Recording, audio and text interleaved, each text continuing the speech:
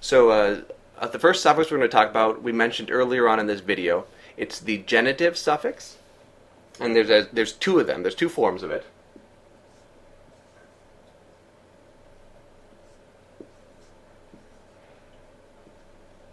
The first one is a, just the accented a. The dash represents where the word stem would go. And the second one is yeah. And again, the dash represents where the word stem goes. Now, the only difference between the two is one is used with vowels, or a couple vowels, and one is used when a word ends in consonants and some other vowels. So, for example, if a word ends in ng, you use a. If a word ends in a, you use yeah. Now, let's just make that a little more simple.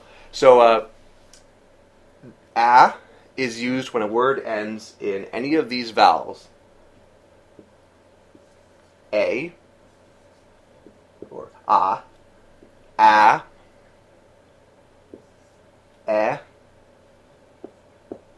e,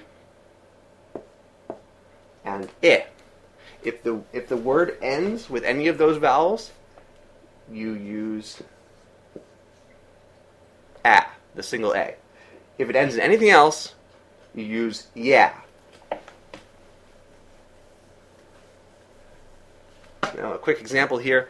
Let's do a word everyone's seen, or should have seen, I hope. We have nga, the pronoun for you. Now, if we want to make this the genitive, it turns into ngea, and this is a special case. So you can see we've added ya to the end, because it ends in a. But this, and I think one or two other words, have a weird special thing, and this is not universal by any means, but they turn the a into an e. So this turns into ngea. For everything else, it obeys the original rule. It stays the original form. So oe turns into oe ya. Oe ya. It's pretty simple. Now, the genitive is a fancy way of, it does a couple different things, but the most obvious and the most useful is it denotes possession. So it's almost exactly equivalent to the apostrophe S, in that case, of possession in the English language. So if you say, ftia for peas, so you say ftia for peas tree, you could translate that into Na'VI by saying ftia be yeah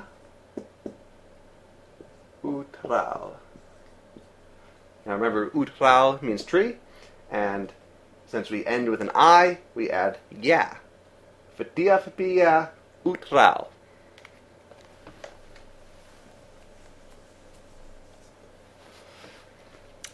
Okay, the other suffix we're going to talk about, and this is a weird one. This is a suffix / prefix. It can be both, but it is the agentative marker, the adjective marker. And so this is represented by an A with dashes on either side, since it go as either a prefix or a suffix.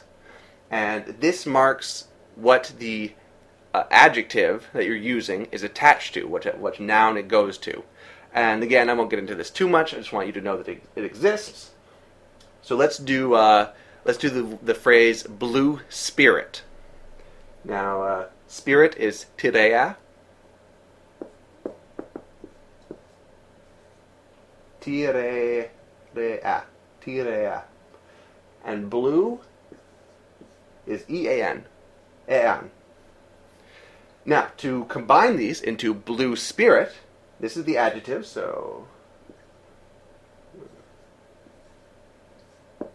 adjective. We need to use a, or a, to mark that the adjective is attached to that noun, spirit. We can do this two ways, because we have the free word order. We can put the adjective on either side of the noun, and we have to put the adjective marker at the proper side so that it's adjacent to the noun. It's easier to see what I mean.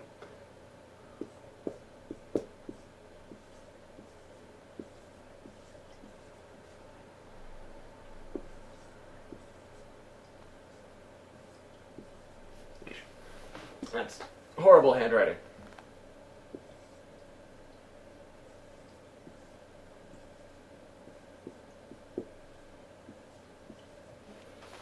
So, these both mean blue spirit. Tirea, tirea, aien, tirea, aien, or eana, tirea. This a means that the adjective is attached to that noun. So it can be either a prefix or a suffix. And that's going to wrap it up for suffixes. Now there's also, you notice I skipped the agentive and patientive and dative suffixes. That would be an entirely much bigger lesson, and so I'm just going to leave them off, but I'll just write them down quickly just so you know they exist. It's L, or, is it ill, and then we also have T, eat, and just a T. And then the dative is are, you, are, or you are. So this is the agentive suffixes, patientive suffixes, and the dative suffix. L, il, il. Oh, there's also, sorry, this is accented, I believe. Yeah, that's accented. Yes, it is. Il, ti, eat, t, ru, ru, I can't. It's hard to say just an alveolar flapped R by itself. And All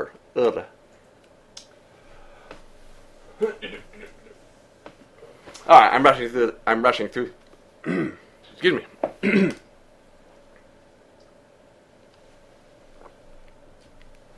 I'm rushing a little bit here because this is taking a while, and I want to get to the more interesting stuff.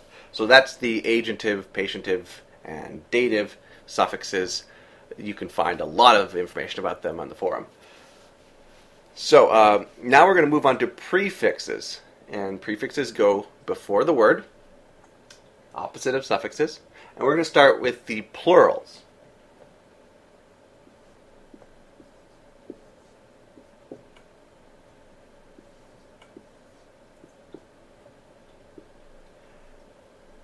Phi and I. Now, phi, it's denoted with a plus, and this shows that the word stem goes after the prefix. But the plus denotes that the prefix phi or I causes lenition. Now, again, another thing, you'll want to look that up. I'm not going to go into it right now, but let's just say it takes a harder syllable and softens it. So, phi to te.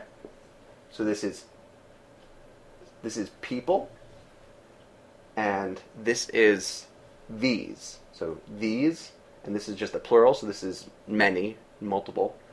So this says these people, and because of lenition, the T turns into an S. So this is phi su te. Phi su te.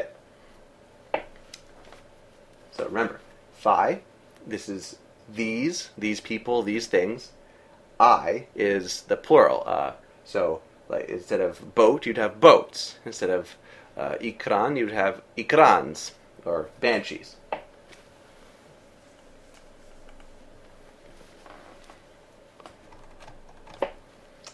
Alright, we're almost done here, so let's just quickly go through the last of the prefixes, and they're all pretty self-explanatory.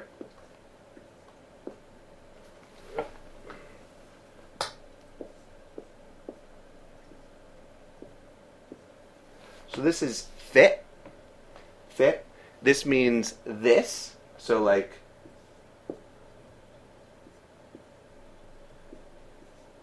fi'u, this thing.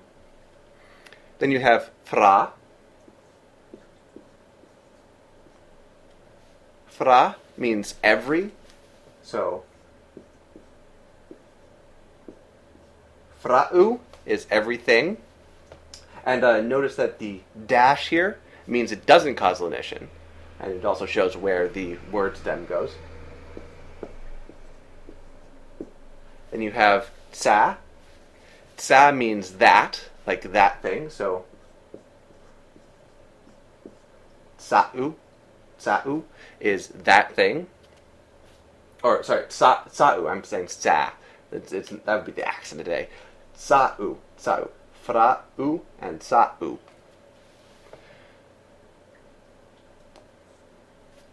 Oh, let me erase this here.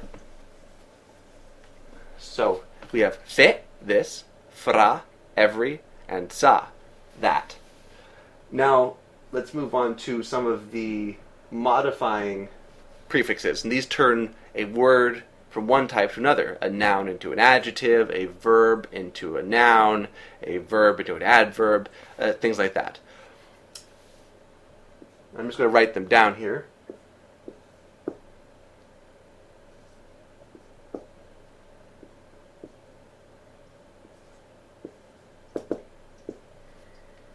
So, te, le, ne, sa. Now, an important thing to note, these are what's called unproductive prefixes. They're unproductive morphemes, I think they're called. That basically means you can't use them everywhere and expect them to do the same thing or to give you the right word. So, basically you have to look at the dictionary to find the proper usages of these prefixes.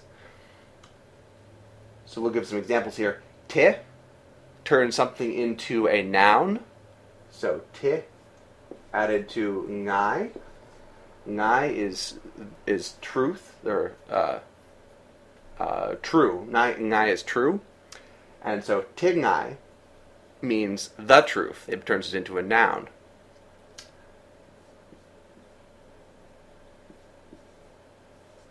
Hara means danger, the noun danger. Le hara means dangerous, an adjective. So le turns something into an adjective. Te, noun. Le, adjective. Then we have ne. Let's use ngai again.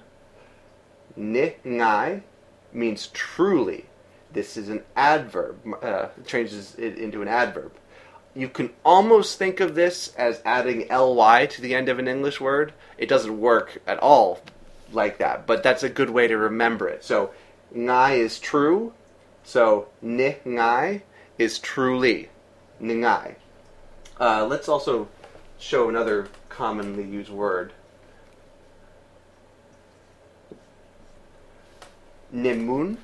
This means again. Now remember, munne is the letter 2, or the number 2, and nimun means essentially tuli, tuli.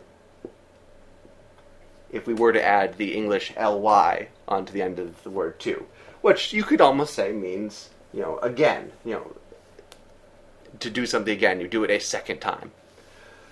So you can kind of see how this works. This is probably one of the closest ones to being productive, but it isn't. So, but this is one of the ones that comes up with the most obvious derivations. And then finally we have sa, and this is a what's the term? Sa. Where are you? Just want to get the terminology. Okay, sa. It's called the instrumental noun deriving affix. Now, that's a fancy way of saying this turns something into a noun that's an instrument. So, for example, if we take nume, which means to learn, And sa-nume is the instrument by what you learn. So this would be lessons. Sa-nume, the lessons. And which is what we are doing right now. We are doing a lesson in the Na'vi language. Lì'fya, leNa'vi. So this would be sa-nume, lì'fya, leNa'vi.